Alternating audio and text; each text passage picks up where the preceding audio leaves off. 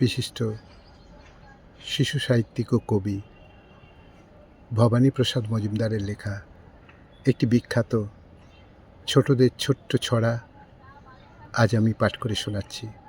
ছড়া বনের মাঝে বাজনা বাজে। শুরু করছি। ফলসা গাছে জলসা জমায় 7টা পেঁচা পেঁচি, গাঁটটা মেরেই ঠাট্টা থামাও, ইস্কি চেঁচামেচি। আতার ডালে ছাতার পাখি ঢোলক বাজায় কোষে, ফুকছে ফিঙে জোরসে শিঙে, ঝিঙের মাচায় বসে। চালতা গাছে আলতা পায়ে নাচছে কোকিল টিয়ে, বাদর তাদের করছে আদর চাদর গলায় দিয়ে। ময়না দিদি কয়না কথা গয়না পরে গায়ে, পেয়ারা পেড়ে টিফিন সেরে দিচ্ছে চুমুক চায়ে। তালুকদারের ভালুক গেছে শালুক ফুলের খোঁজে, লম্বু জিরাপ খেয়েই সিরাপ চেয়ারে চোখ বোজে।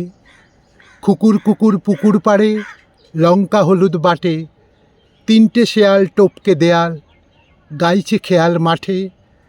5টা হাতি ফুলিয়ে ছাতি কোপ্তা কাবাব রাঁধে, কড়াই খেয়ে লড়াই করে চড়াই পড়ে থাকে।